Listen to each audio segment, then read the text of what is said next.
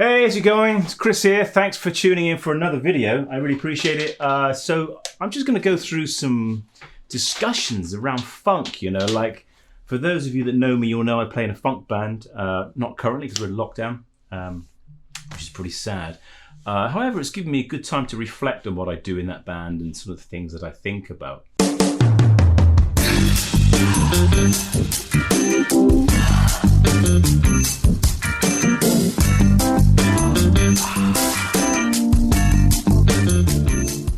Now, funk guitar for me is all about space, really. I want to ensure that I'm contributing to the wholeness of the song, and I'm specifically not overplaying. Now, one of the bands that I play in has a bass player, drums, keyboard, myself on guitar. So it's like a 5-piece band, and there's 3 or 4 vocals.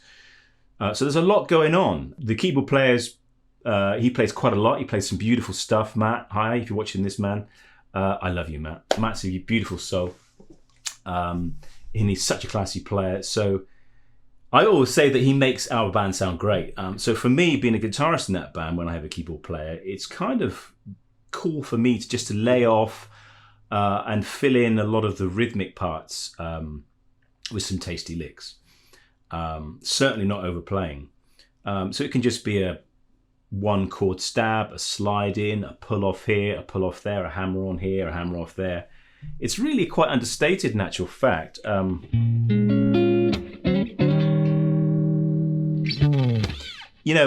what I want to do today is just go through some of those things. I've got this great riff here, which is a Donny Hathaway riff, The Ghetto.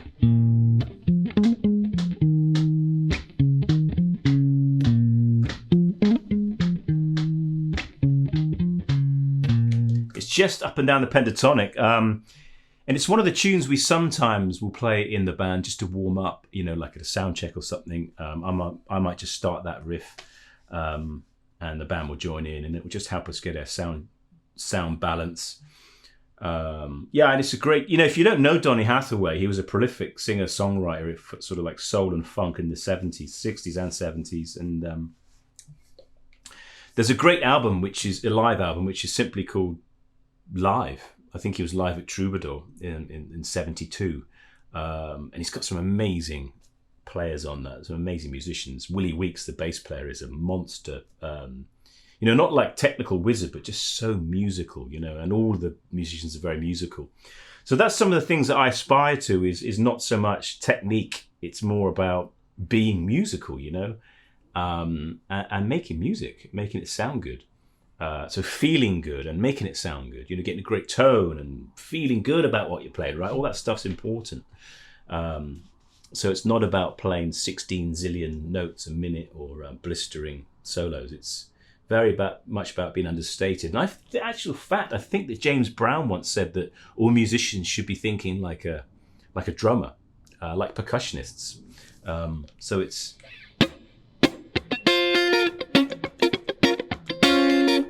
there's very percussive things going on there.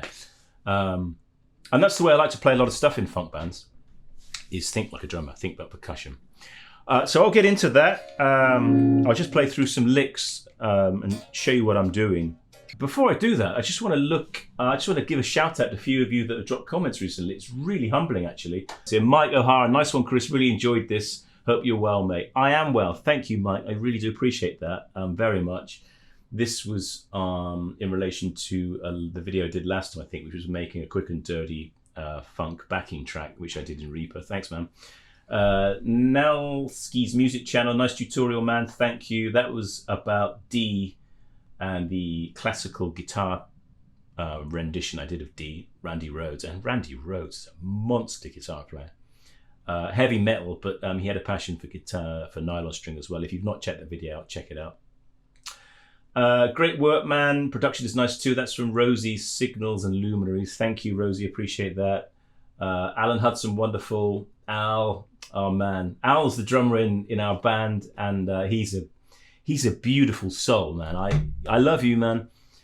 Tasty drummer and a wonderful disposition. He's a great guy to talk to. He He's been around the block for quite a while, played with lots of musicians, and he comes out with, his musical knowledge is amazing. He comes out with all these names of people that are in bands, these musicians that I've sometimes never heard of, sometimes I have heard of, but we usually have a story with each one, and it's great to listen to. Love you, dude. Joseph Shakor, your channel is so underrated. Keep up the good work. Well, I don't know about that, man. There's some amazing guitar channels on YouTube. I just know that I'm enjoying doing this. You know, it's great giving back, actually. I've spent most of my adult life as a musician one way or another, and also professional to a certain extent, to be fair, and then also working in recording studios. So yeah, I think it's just great. It's kind of new. I haven't really started doing all the musical stuff till quite recently, but it's time, and I'm really enjoying it. So I'm glad you are too. Thanks, man. Yeah, there's some wonderful comments here. Oh, as Alan also said, your Mandan is looking rather swish. Great stuff. The Mandan is a bit of a cheat. This is actually a green screen, if some of you have not cottoned on yet, but because it's ugly behind there, you don't want to see that. This is quite nice. So I'm having some fun with that technology too. And he also goes on to say, when are you going to do one on the Rosanna Groove by Jeff Porcaro? That would be a challenge. All right, cool. So thanks for the comments. Keep it coming. I really do appreciate it. Okay, let's get back to this then.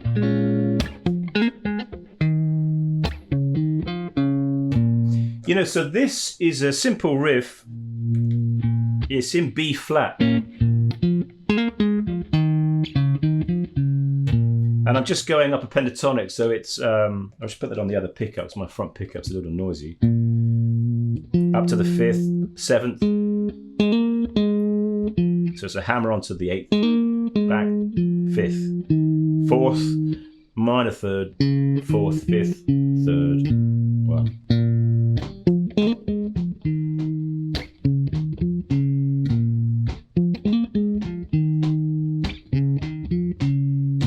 You know, and it's a great riff. You can just go on all night, you know, and some of the best improvisations and jam sessions I've had are over those one riff licks, you know, like go on for ages, and you start picking up other things from other people. And I think that's a great thing about funk guitar playing, is if you can just sit in the pocket for 10, 15 minutes on the same thing and vibing on it, just playing the same thing over and over. It's a wonderful feeling when the whole band clicks and connects like that. It's a great discipline as well, actually.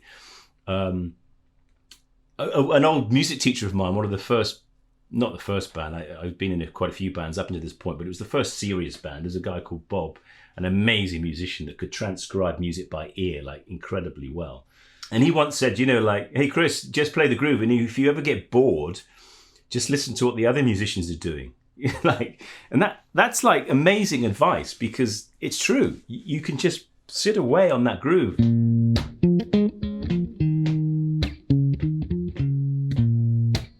And you can just like go into autopilot because you know it so well, it's so practiced, and you can just listen to what the bass player's doing, and that will sort of inspire you to play something slightly differently, you know, or the keyboard player, you know. So that's one of the things I like about funk. All right, so this is in this is a B flat minor, which goes then to and sometimes this is nice played as a B flat minor 7.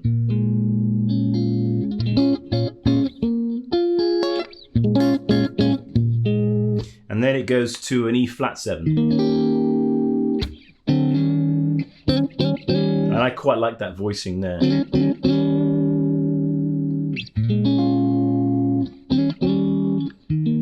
Or this one.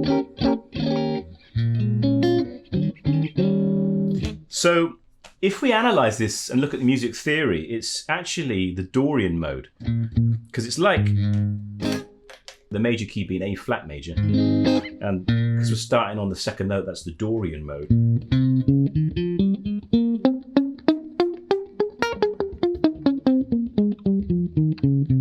So we've got these nice sixths, which picks out the third of the fourth chord.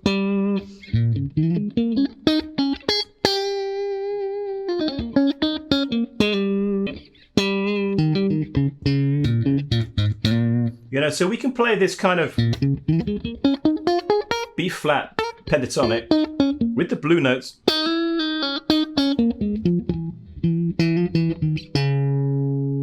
maybe the major third sometimes.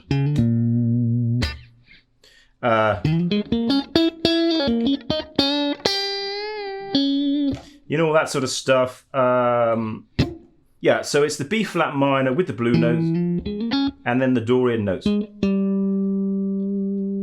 Those major sixths, which become the major third of the four. But you don't want to get too hung up about that. What you want to get hung up about is making it sound nice, you know, feeling nice and sounding nice. All right, so I'll just play through some simple things which I think will help you just get to grips with what I'm doing here. You know, like the simple stabs, it sounds beautiful, you know, like, so we'll just play that first.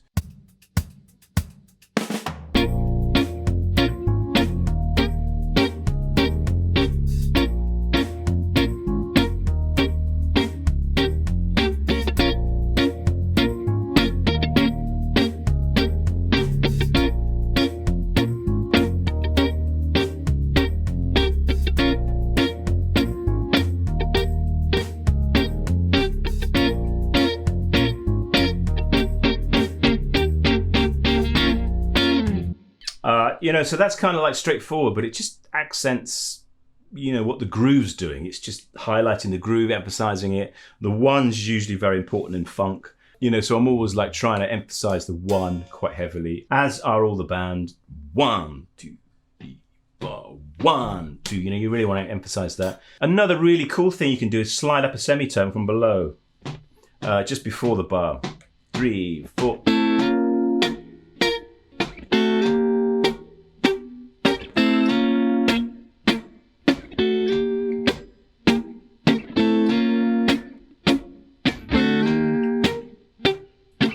What you notice I'm doing there is using my left hand as a kind of a muting technique. What I'm doing here, my left hand is fretting the notes as I hit the strings with my right hand.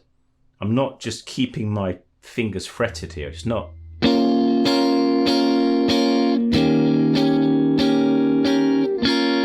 You know, it's. Yeah, so it's important to get that rhythmical sort of energy with there, you know, and that kind of stabs, very staccato vibe going on there. Cool. You know, the other thing you're probably aware, I'm using my fingers here, and I use my fingers quite a lot when I play in my band. That's not to say that I don't use my pick, because a pick can be really useful for when you're playing funk. A lot of the guys that play funk will play like a constant 16th pattern, so like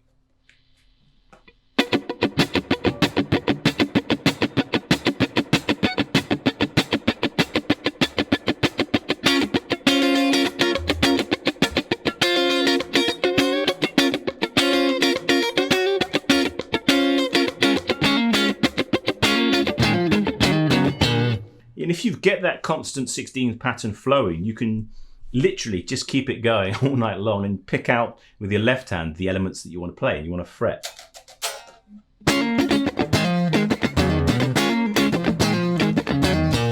I mean, that's like a Nile Rodgers thing, right? You know, and that's really just living a real flexible right hand here. A great exponent of that these days, who's a monster funk player, is Corey Wong. Check him out. Check his YouTube channel out. He plays quite frequently with Wolfpack, another great band with some amazing musicians in it. But we're not doing that today. I'm actually just focusing on my right hand because I'm trying to be subtle with this one. And a lot of things I'm doing here, I'm using some right hand palm muting. So let's get on with some other licks that you might want to do here.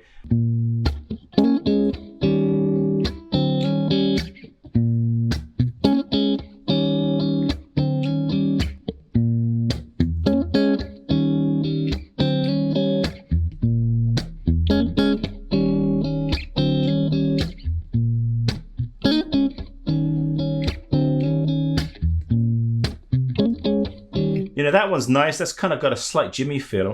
Just hitting the root. And then I'm using these two fingers from my right hand to do a double stop here.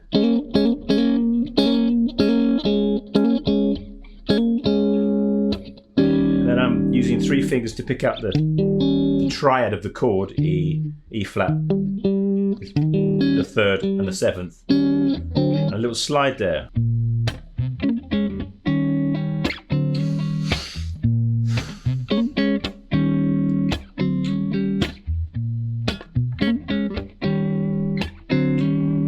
A bit of vibrato doesn't hurt either, you know.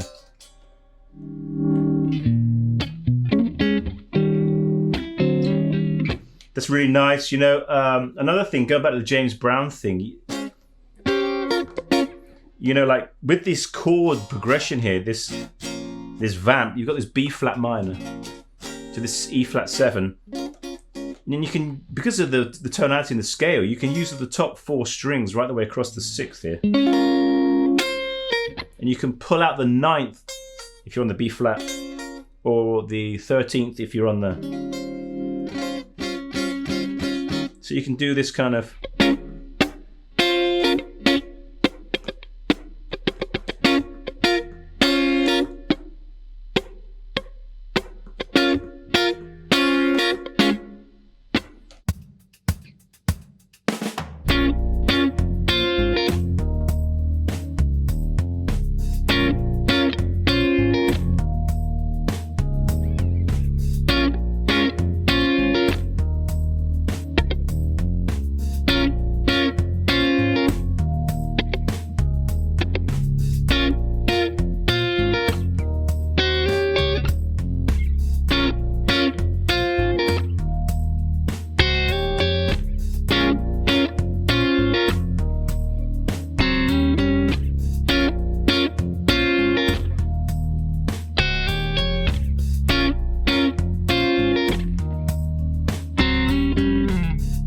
Okay, so you're getting the idea there, what's possible with a few things there. I was just doing that pull off and the sliding up to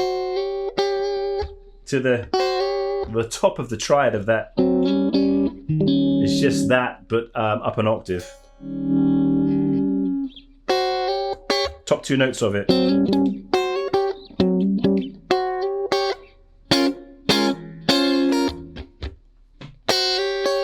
Real nice, man. Loving that, right? Some other things I might do is those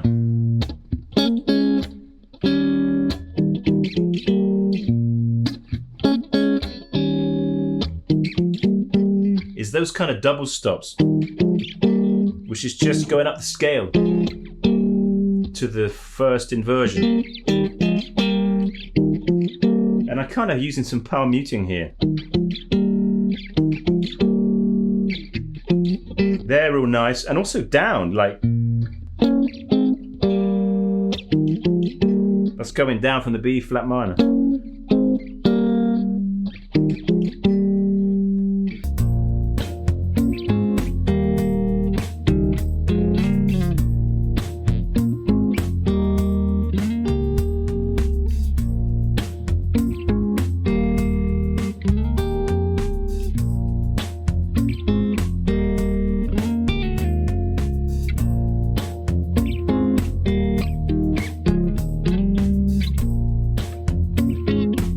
Another thing I noticed I was doing there was you can just put in these 6 again. They sound really nice. They're going to sound nice on the first chord. You can go up a string.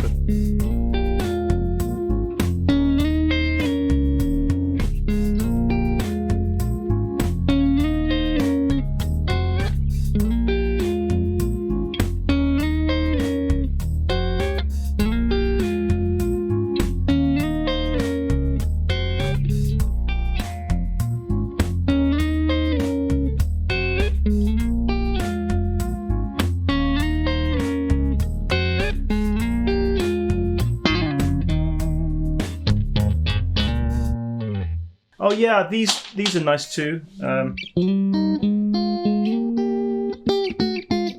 Almost a country feel.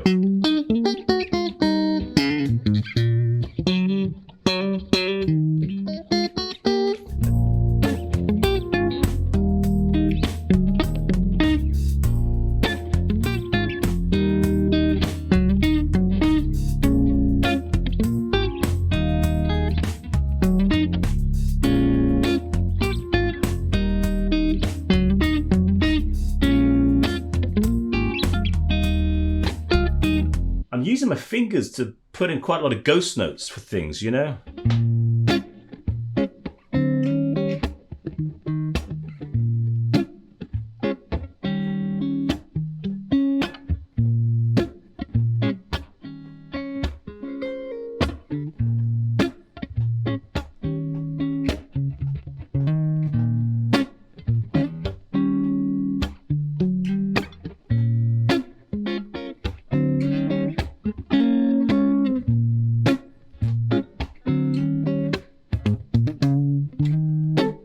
You know, there's like a lot of stuff going on here with my right hand, which is I'm aware of some palm muting, some little ghost notes between my thumb and finger. That's one of the things I like about using my fingers. It sort of makes me feel like I'm more in touch with the guitar somehow, you know. And I've been working on this a lot recently, you know, since not gigging currently with this COVID craziness. I've really been grateful actually for the time to start working on my own playing a bit more and iron out some nasty habits and improve some good things. And one of those things is phrasing. I'm really trying to work hard on phrasing, and you know, like everything I'm trying to do is I'm trying to make it as musical as possible and as smooth as possible. And I found that I've recently switched over to 8s as well. I always used to play 9s gauge strings, 9 to 42s, but I switched over to 8s having watched I think it was a Rick Beato episode where they're talking about strings. And although they were playing rock and sort of heavy rock riffs, I still find it quite interesting, and I've switched over to 8s and I'm loving it. You know, a little bit of caution is needed because I found that particularly when I'm playing live, I can really kind of dig in a bit. And sometimes it's a bit too much. And don't get me wrong, there's a place for that, to like really dig in, to squeeze those notes out. But when you've got 8s on it, you've got to kind of be a little bit more lighter touched. Otherwise, you can just strangle the chords and sort of they'll be out of tune because you're fretting and squeezing them so much. So that's helping me actually. It's improved my playing quite a bit, and I'm enjoying that subtlety that's coming with it.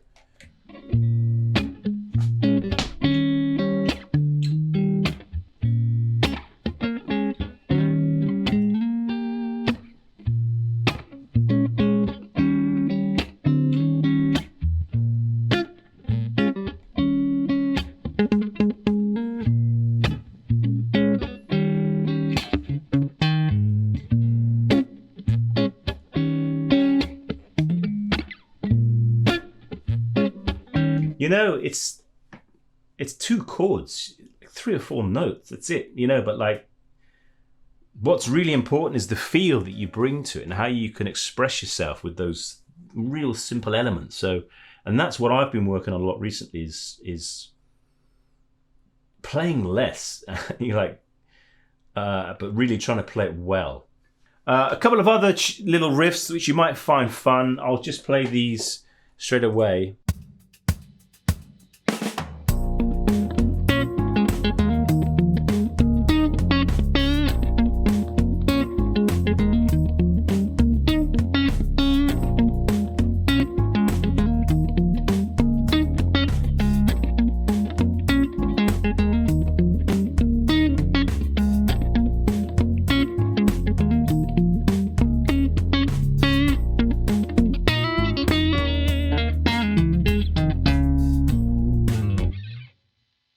You know, so that was like Superstition, Stevie Wonder, and like it's not quite the riff because the original riff is definitely not in that key, but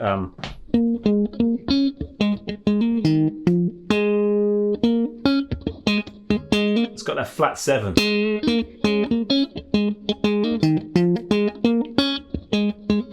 Well, that flat 7 needs to be a 6th, so it fits in with that major 3rd of that E flat. So I play it like this. 7th there.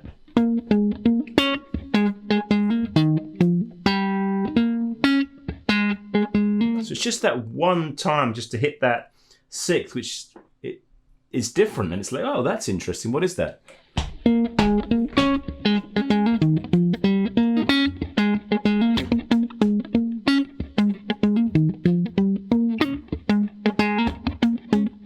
You know, I've got a pick here. You could play it with a pick, you know, and kind of get that real percussive element.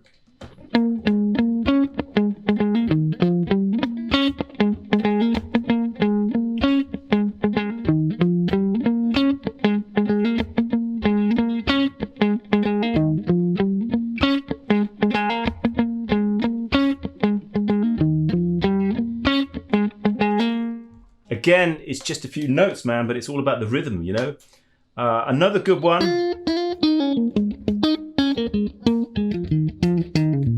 You know, that's a nice one to put in sometimes, you know, I wish.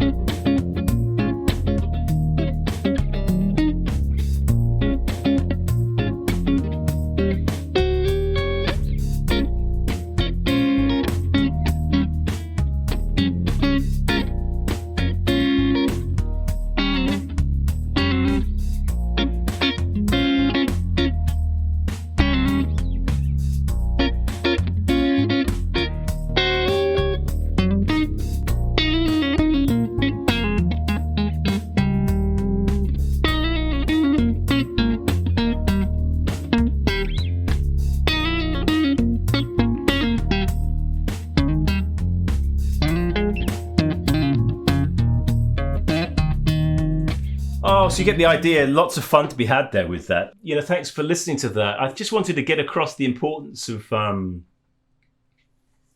thinking about this in context of the whole of the tune, like the whole of the band.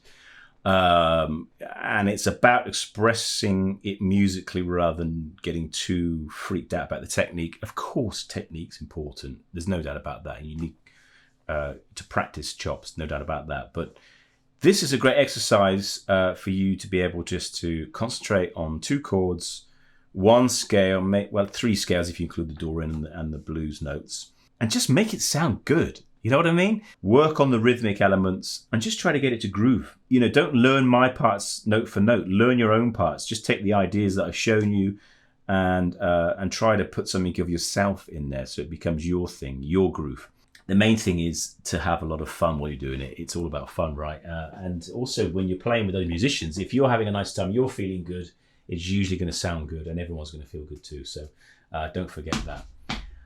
Okay, if it's your first time here, please do subscribe. I appreciate your feedback. Leave your comments. I love getting comments. It makes it all worthwhile for me. And thanks ever so much for listening, and I'll see you on the next one. Cheers for now. All right, that's it for another video. Thanks so much for your attention. I really do appreciate it. I would love to hear some comments on what you think. Paste them down below. I always respond to them. And hey, listen, if you like this, give me a like. It really helps me. It helps support the channel. It helps encourage me to do more content like this for you. And hey, why not subscribe? And while you're at it, hit the notification button to ensure that you get a notification every time I put an update on this channel. This channel's for you. It's all about you. I'm nothing without you looking at this and listening to what I'm doing. So please do engage with me and subscribe. Take care for now. See you on the next one.